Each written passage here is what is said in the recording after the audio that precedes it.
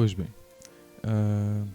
essa vai ser a aula 21, né? A aula sobre derivadas parciais. E eu decidi fazer um vídeo sem muita pressa, para que possamos fazer, inclusive estamos aí com uma música de fundo, né? Para que possamos fazer uma leitura suave do conteúdo e sermos objetivos quando for conveniente, mas também sermos pacientes quando estivermos apresentando exemplos, né? E quando for necessário, eu vou aqui vou abrir aqui a lousa, vou usar a lousa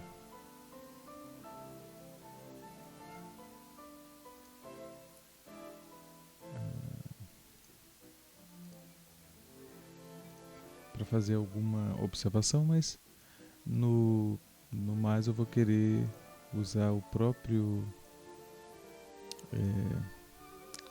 PDF para fazer as observações, tá? Então, o capítulo é o capítulo 14 sobre derivadas parciais. Esse capítulo, em verdade, ele trata da introdução do que são funções a várias variáveis, funções a duas variáveis, especificamente. Depois ele faz uma seção sempre convenientemente para funções com 3 variáveis, deixando claro que o que acontece para 2 variáveis acontece para 3 variáveis, sendo necessário fazer apenas uma observação, em geral, ou seja, uma expansão de 2 para 3 variáveis. E também observando que o gráfico da função, né, uma função que tem 2 variáveis, o gráfico está no R3. Uma função que tem 3 variáveis, o gráfico está em R4. Né?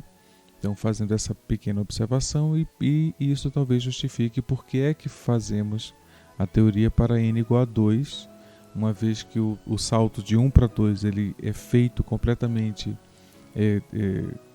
cobrindo boa parte das dificuldades teóricas, e o salto de 2 para 3 quase não tem dificuldade teórica, né? Genericamente o que ocorre para 2 ocorre para 3, para o que vamos apresentar. E no mais, vamos à leitura, né? Observando que nós já vimos, tá? a seção 14.1, eu vou fazer uma breve leitura dessa seção para a gente criar um ritmo, né? Então vamos para a primeira definição. Definição de funções a 2 variáveis, como eu citei. É uma regra que associa a cada par ordenado x, y, de números reais, x e y são números reais, em um conjunto D, denotado por f de x, y. Então o que acontece é que para cada ponto do conjunto D, como está aqui apresentado, cada ponto do conjunto D, eu vou associar um número real que eu vou chamar de f de x, y. Tá? O conjunto D é chamado domínio e f a imagem dos valores do domínio, né? Então, o conjunto dos valores possíveis de f são da forma f de xy, em que xy pertence a D. Aqui ele faz uma breve discussão sobre, mas eu prefiro ir para os exemplos. Então, eu posso considerar aqui a função na letra A, f de xy igual a raiz quadrada de x mais y mais 1, quocientado por x menos 1. E na letra B eu tenho a função x, que multiplica o logaritmo neperiano de y² menos x. Ele quer calcular, pede para calcular o ponto f em 3, 2 e encontrar o domínio da função. Então, primeiro vamos verificar se o ponto, se x igual a 3 e y igual a 12 está no domínio da função A. E verificamos que está, porque para o denominador x tem que ser diferente de 1. E para o numerador, x mais y mais 1, mais y mais 1, tem que ser positivo, ou no mínimo 0. Né? Então, se x é 3 e y é 2, isso aqui é satisfeito. Portanto, f de xy existe e vai ser exatamente aqui raiz de 6 sobre 2.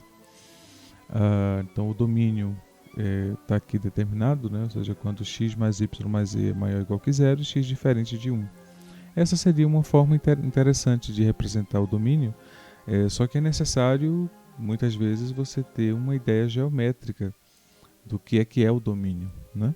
Então, essa desigualdade aqui, x mais y mais z, x mais y mais 1 maior ou igual que zero, ou y maior ou igual que menos x menos 1, descreve os pontos que estão na linha y igual a menos x menos 1 ou acima dela.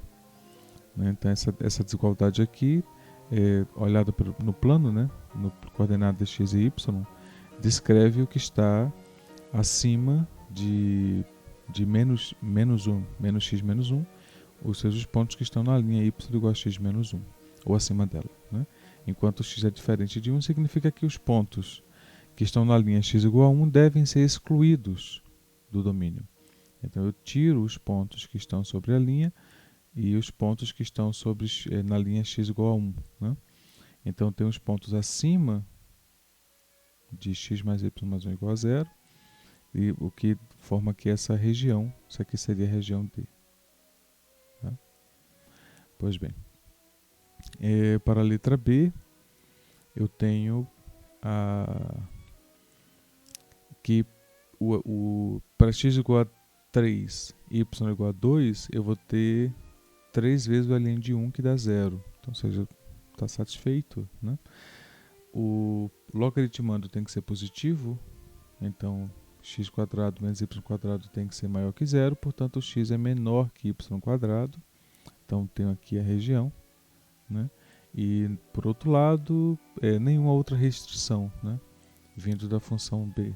Então essa é a única restrição e essa aqui é a região D. Pois bem.